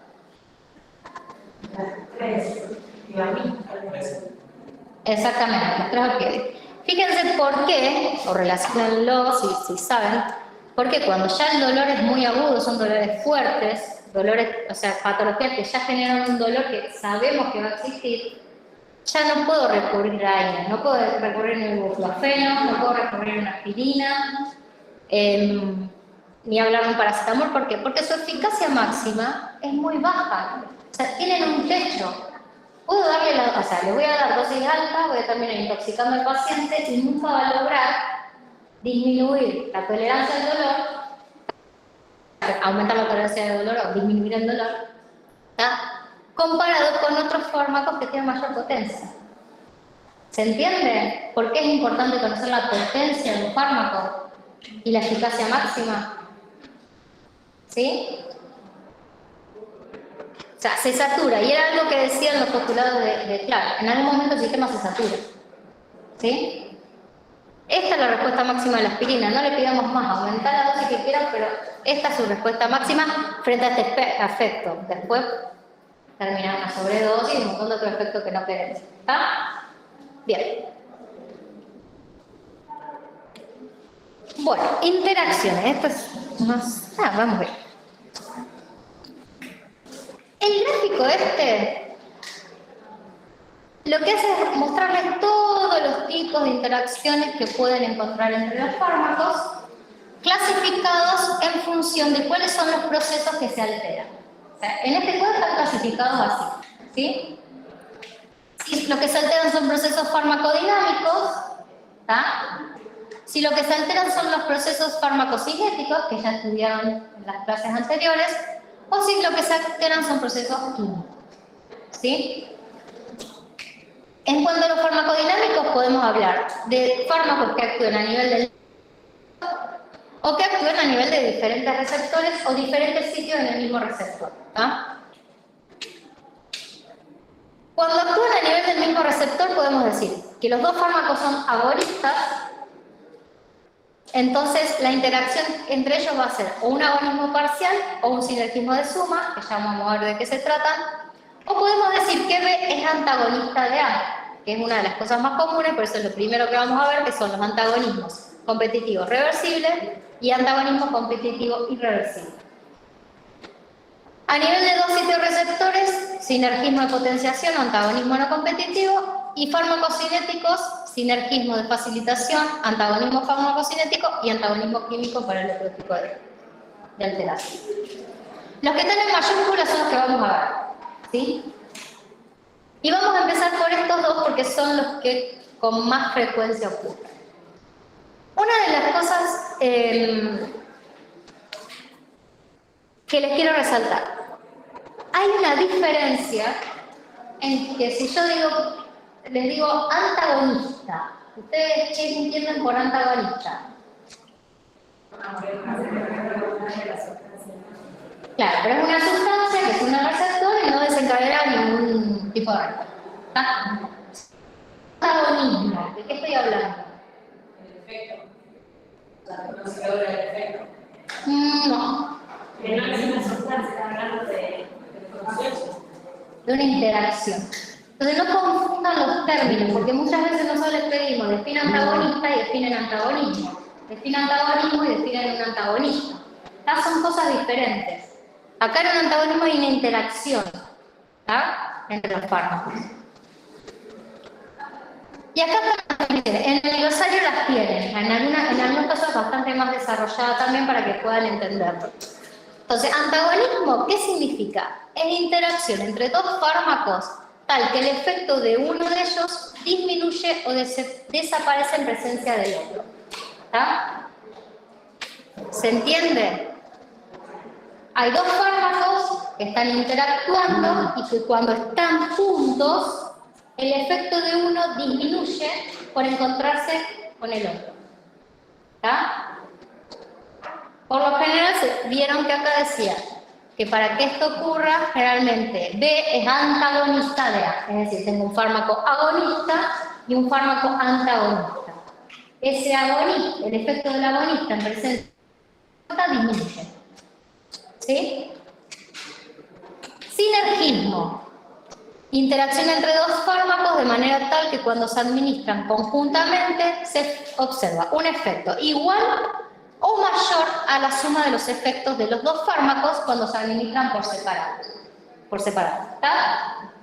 Acá el efecto es mayor cuando están juntos. ¿Está? Igual o mayor, ahora lo vamos a ver, pero en realidad hay un aumento del efecto por estar, o sea, si necesitaba concentraciones de A para generar un determinado efecto, A en presencia de B, necesito concentraciones más bajas de A cuando está en presencia de B, perdón, ya lo vamos a ver, para generar el mismo efecto. ¿Se entiende? Igual lo vamos a ver. Profe, igual eso estamos hablando de que vos a la persona le administras como dos medicamentos distintos o que en un mismo medicamento vas a tener a los dos compuestos. No. Es interacción entre fármacos. ¿Hay personas que puedan recibir simultáneamente dos medicamentos? Sí. Dos, muchos más. ¿Está? Por eso es tan importante. Esta es la base. Después lo van a empezar a ver todo el tiempo. Pregunto porque si no se me viene a la cabeza de que tengas que administrar, o sea, dos medicamentos que se administren juntos, ponele a la misma vez. Ah, pero hay un montón. Puede haber interacciones, por ejemplo, ahora lo vamos a ver. En sinergismo, hay un sinergismo súper común que es paracetamol y aspirina. ¿Tá? Supongamos, ustedes toman un paracetamol, toman 1 gramo de paracetamol, ¿tá? Porque hoy en día todo el mundo toma 1 gramo, aunque no es de venta libre, ya vayan sabiéndolo. Tomas 1 gramo de ese paracetamol para obtener una disminución del dolor, vamos a tomarlo como para disminuir el dolor, o sea, ese es el efecto que vamos a buscar, determinado. Ahora, si vos tomás, en vez de 1 gramo de paracetamol, 350 miligramos de paracetamol, con 350 miligramos de aspirina, el efecto es exactamente el mismo. ¿Qué gana? Disminuir la dosis de paracetamol. ¿Qué gana disminuyendo la dosis de paracetamol? Menor toxicidad, menores efectos adversos. ¿Está?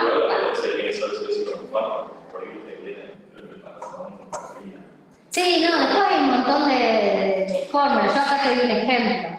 En realidad, el que viene con cafeína no es para potenciar el efecto del paracetamol, sino es para generar un efecto extra con la cafeína. ¿Se entiende? Son dos cosas diferentes. Pero, por ejemplo, también los antibióticos que sí vienen combinados, ahí sí, los dos están buscando un efecto antimicrobiano, pero si se dan en forma conjunta, disminuyen las dosis y pueden usar menores dosis. ¿Tá? Ahora lo vamos a ver en un ejemplo. ¿Sí? Y de antagonismos hay un montón, o sea, los van a ir viendo a medida que vayan pasando las clases. ¿Tá? Porque todos los fármacos van a interactuar de alguna manera. ¿Sí? El problema es poder ver, y esa es la capacidad que tienen que lograr después ya cuando se reciban, de encontrar si esa interacción es nociva, ¿tá? Para la salud, es de más o menos riesgosa, o sea, dependiendo del paciente, siempre va a depender del paciente, ¿tá? O es beneficiosa, o no genera nada, ¿tá? ¿Sí? Y el agonismo parcial es una interacción entre dos agonistas, acá sí o sí son dos agonistas, que tienen mismo mecanismo de acción, fíjense esto, mismo mecanismo de acción, pero sus actividades intrínsecas son diferentes. Es decir, por lo generalmente se compara un agonista total con un agonista parcial, ¿tá? Que actúan sobre el mismo receptor desencadenando la misma respuesta. La respuesta va a depender de la concentración del agonista de mayor actividad intrínseca. Ahora lo vamos a ver, ¿sí? Bien, esto era lo que les decía, cómo se construyen estas curvas.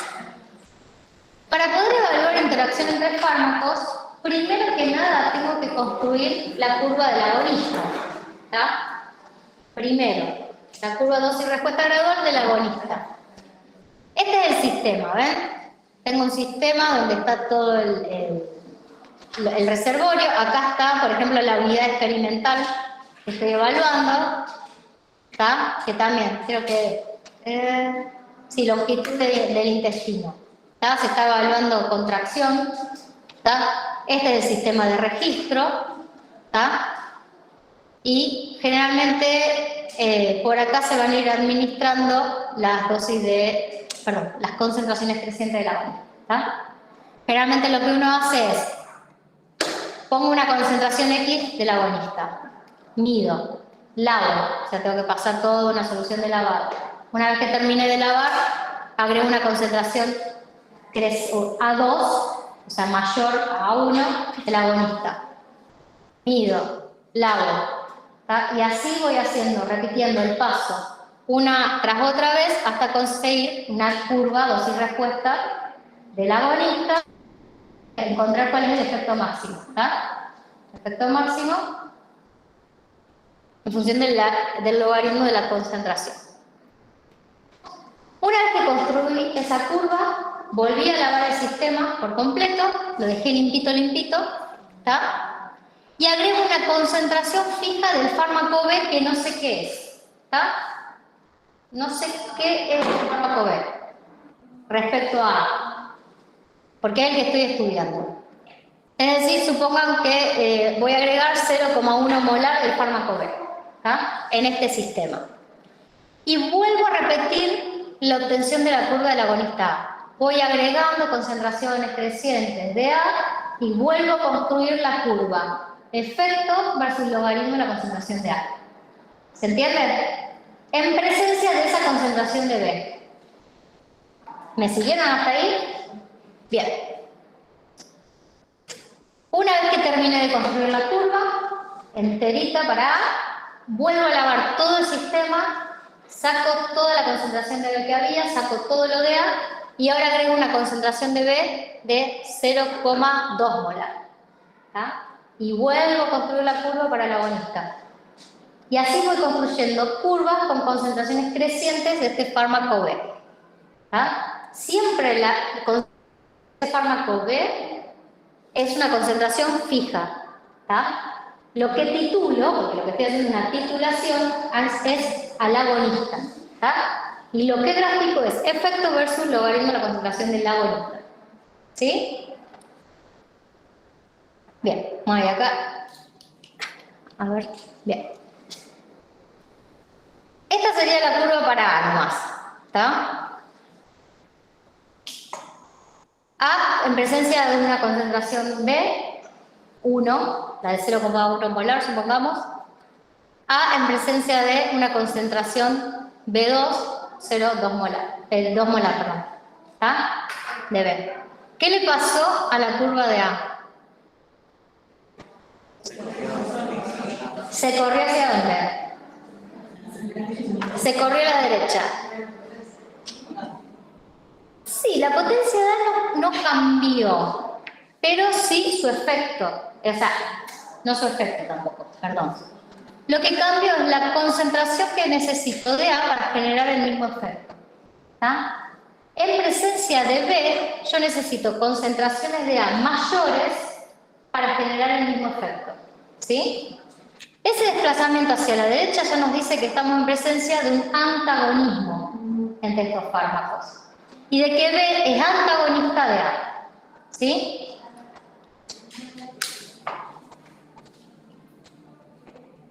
Otra característica es que aumenta la S50. ¿Sí? Fíjense cómo va cambiando la S50. Lo que no se modifica es el Emax, en este caso, en esta curva. ¿Está? Y todas las curvas son paralelas, es decir, no hay un cambio en el mecanismo de acción de A. No sé, eso no se cambia, ¿sí? Lo único que me cambia es que necesito concentraciones de A mayores para obtener el mismo efecto que obtenía en ausencia de B. Este tipo de curvas y este tipo de interacción se llama antagonismo competitivo reversible. ¿Por qué reversible? Porque el efecto máximo lo alcanzo igual. A alcanza su efecto máximo independientemente de que esté o no B presente. Solo que necesita concentraciones mayores.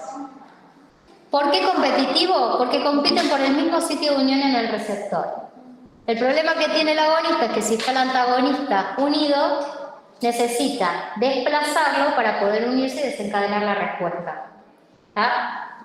Por eso es que necesito mayores concentraciones de A para generar el mismo efecto. ¿Tá? Es una cuestión de equilibrios. ¿Tá? Tarde o temprano, al aumentar la concentración de A en el sistema, hay tanta de A en el medio que logra desplazar a B en su unión. ¿Sí? ¿Se entiende? Entonces, en un antagonismo competitivo reversible yo tengo todas estas características. Desplazamiento hacia la derecha, que eso es inherente a cualquier antagonismo, las curvas se desplazan hacia la derecha, mantengo el efecto máximo y aumenta la S50. ¿Sí? Profe, ahí también tiene la potencia relativa. Lo que pasa es que cuando nosotros hablamos de potencia relativa tenemos que comparar potencia entre dos fármacos. Y acá nosotros estamos graficando siempre A. Las curvas son siempre de A. O sea, su potencia no cambió. El problema es que está en presencia de un antagonista que está haciendo que su efecto se alcance pero con concentraciones mayores. ¿Se entiende? O sea, la potencia de A no cambia. A sigue siendo A y sigue teniendo la misma potencia. ¿Potencia frente a quién? O sea, acuérdense que para potencia necesitamos comparar con agonistas. ¿Se entiende? Profe, el ejemplo que dice de paracetamol y aspirina sería al revés, sería hacia la izquierda. Exacto. Porque va a haber un sinergismo. No, va a haber un sinergismo. Ahora lo vamos a ver. Acá hay un antagonismo, la disminución del efecto por estar en presencia del antagonismo. ¿Está? Profe, competitivo es porque es un mecanismo Competitivo porque compiten por el mismo sitio de unión.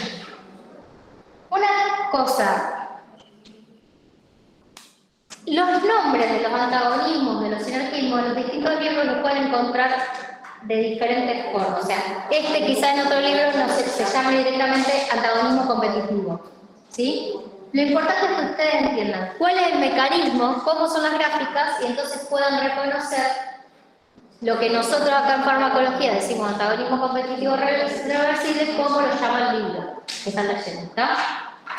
O sea, nosotros tenemos que unificar un criterio. Para nosotros, para el área de farmacología de la facultad, esto es un antagonismo competitivo reversible. ¿Sí? ¿Por qué no entiendan que esto es muy largo? Porque las curvas se desplazan hacia la derecha, porque alcanza el mismo efecto máximo, o sea, A alcanza el mismo efecto máximo en presencia de B. En ausencia o en presencia de B, el efecto máximo no cambia. Lo que cambia es la cantidad de A que necesito para alcanzarlo. ¿Sí? Por eso hay un desplazamiento hacia la derecha. Y otra característica fundamental de esta es el S50. ¿Está? Esos serían como las dos características. Aumento de S50, mantengo la de Max, las curvas son paralelas y se desplazan hacia la derecha. En cambio, en el irreversible, competitivo irreversible, otra vez nos pasa lo mismo. Agonista y antagonista compiten por el mismo sitio de unión en el receptor. La diferencia es que el antagonista se une con tanta fuerza a ese receptor que termina siendo una unión es pseudo irreversible. ¿Está? Por más que yo aumente las concentraciones de agonista, nunca voy a lograr desplazar al antagonista del sitio de unión. Lo que significa que me van quedando bloqueados los receptores. ¿Está? Entonces, por más que yo aumente las concentraciones del agonista, nunca voy a alcanzar el efecto máximo. ¿Está? Entonces, una característica del antagonismo competitivo irreversible es que el Emax disminuye. ¿Está? La eficacia máxima del agonista disminuye.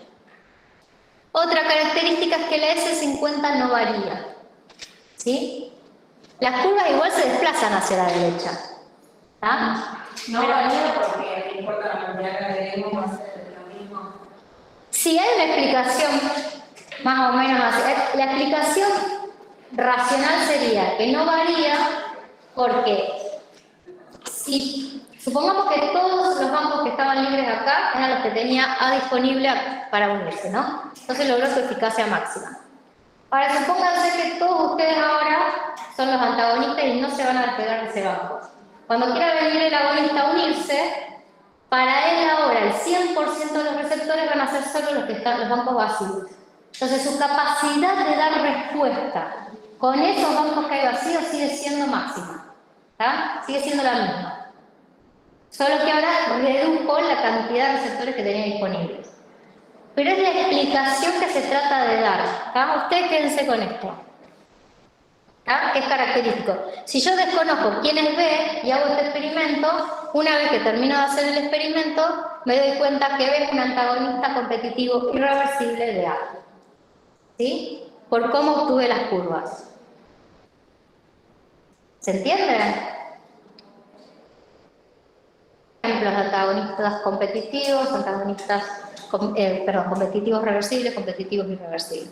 Creo que ya acá, en cuanto a la potencia relativa, porque la práctica es lo más fácil de ver. Es que no hay potencia relativa, es lo que les decía. La potencia relativa es cuando vos comparás dos agonistas que siguen el mismo mecanismo de acción entre sí. ¿Quién es más potente que quién? Acá vos solamente estás graficando a efecto versus logaritmo de la concentración de A. No estoy viendo dos agonistas.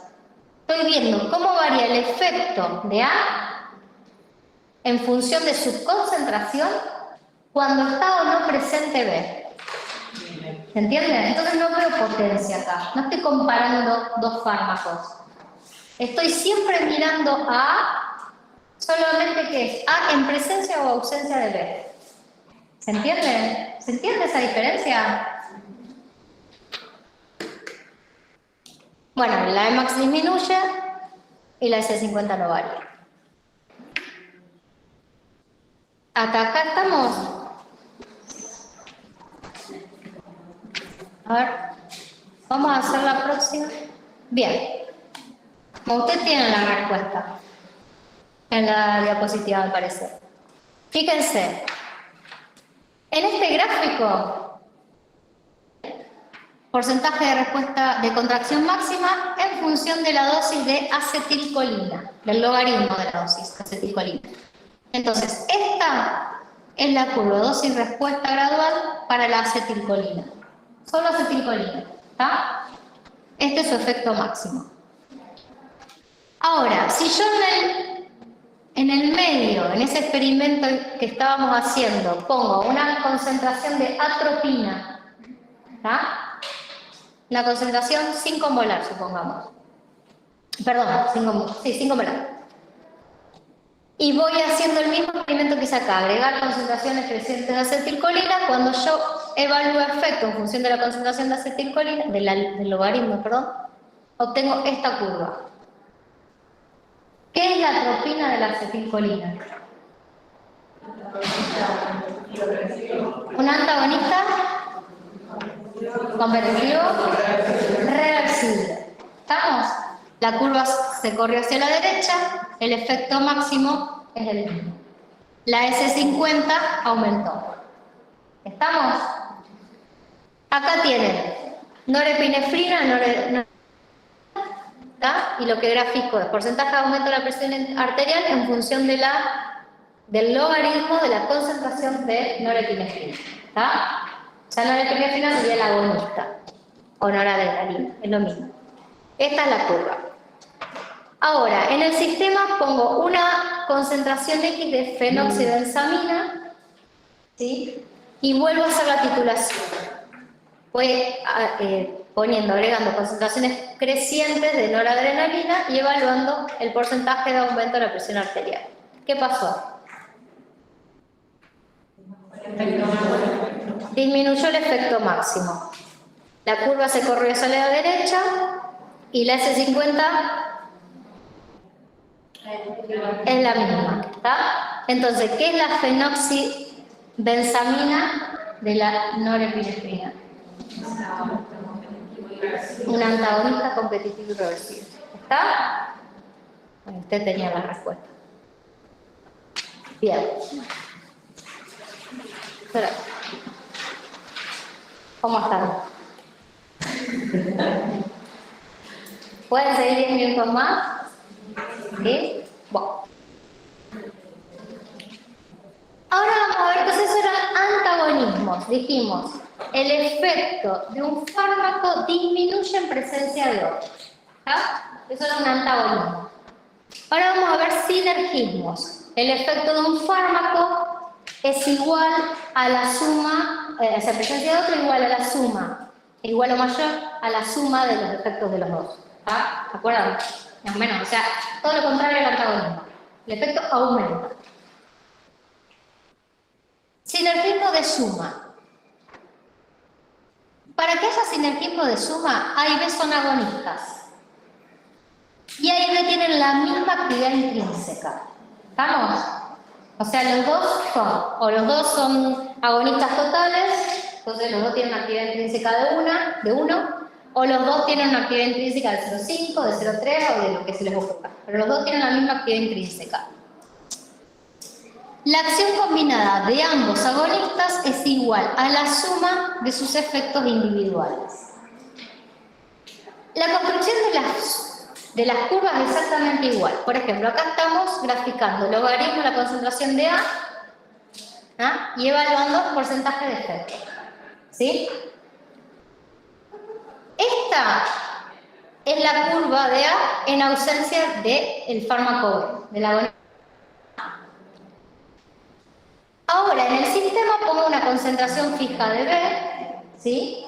Y vuelvo a hacer la titulación con A. Primero, ¿por qué arranco de acá y no de 0? Con esa concentración de B1 ya tiene un efecto. Con esta concentración de B1 ya tengo un efecto, porque los dos son agonistas, ¿está? ¿Se entiende? No parto de un efecto cero porque B me está dando efecto, ¿sí? El mismo que está evaluando para A. Entonces, a medida que yo voy aumentando las concentraciones de A, va aumentando el efecto, ¿tá? Hasta alcanzar el efecto máximo. ¿Qué características ven acá? Fíjense, vamos acá. Supongamos que esto es 5 micromolar. Una concentración 5 micromolar de A para dar este efecto. En presencia de B, 5 micromolar, ¿qué efecto me da? Este, mucho mayor. ¿Está? Por eso hay un sinergismo. ¿Se entiende? Necesito esta concentración que antes me da un efecto muy bajo, en presencia de B tengo un efecto mucho mayor, a la misma concentración, la concentración baja de A. ¿Se entiende? Y es igual a la suma de los efectos individuales, porque cuando alcanzo el efecto máximo, los dos son agonistas totales, supongamos acá, ¿no? Entonces, el efecto máximo para los dos va a ser el mismo. ¿Tá? Entonces, cuando ya alcanzo una concentración que da el efecto máximo, ya no lo puedo cambiar, ya está. Porque es igual a la suma de los efectos individuales. ¿Tá? A esta concentración de B puedo agregar todo la que quiera que no voy a ver un efecto mayor. ¿Se entiende? Y ese es el ejemplo. ¿Tá? Aspirina más paracetamol.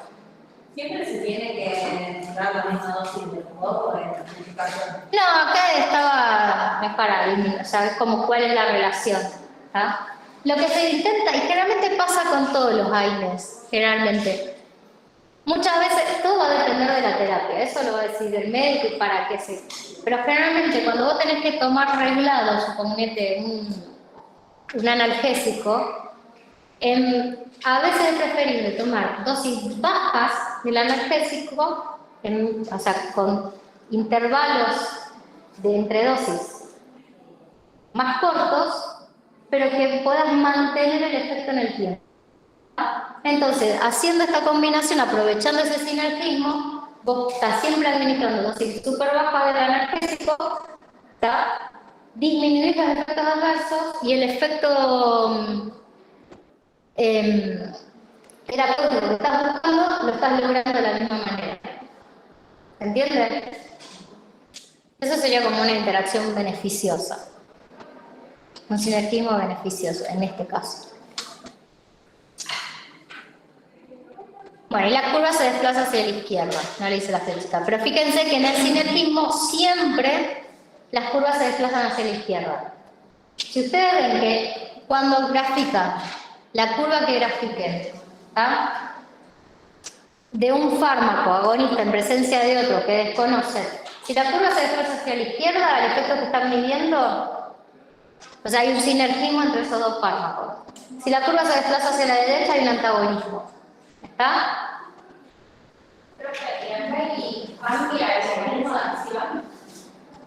No, o sea, cada fármaco actúa por su propio mecanismo de acción. En este caso es el mismo mecanismo de acción. Yo le decía porque las pendientes. Vos decís porque las pendientes no son paralelas. Igualmente, ojo, cuando vos comparás pendientes, estamos otra vez con el tema de la potencia. Es comparás entre dos fármacos. ¿Tá? Son curvas que construyo para dos fármacos diferentes en un mismo gráfico. Estas curvas son siempre de A. Siempre de A. ¿Tá? ¿Se entiende eso?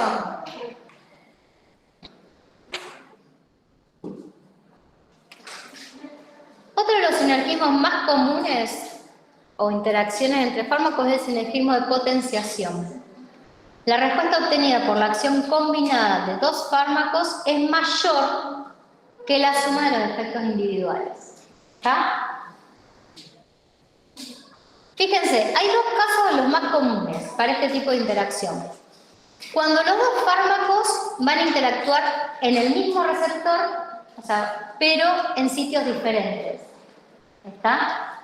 Entonces, por ejemplo, el agonista se une a este sitio y el otro fármaco se une a otro sitio en el mismo receptor, potenciando el efecto de ese agonista, o sea, mejorando la respuesta, ¿tá? O la capacidad de respuesta. Fíjense nuevamente, la curva se desplaza hacia la izquierda, ¿sí? Entonces hay un sinergismo. Esta es la curva para A en ausencia, de P, y esta es la curva para A en presencia de una concentración fija de P. El efecto máximo se alcanza igual, ¿sí? Pero las concentraciones de A que necesito para lograr el mismo efecto son menores cuando está presente P. ¿Sí?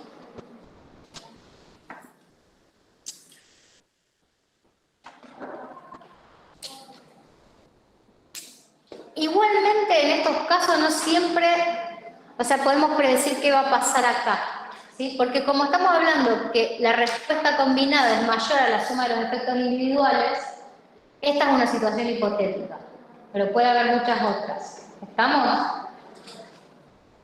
Por ejemplo, un ejemplo de esta que van a ver es la potenciación, de las benzodiazepinas a la activación del receptor por GABA. Ya lo van a ver, ¿está?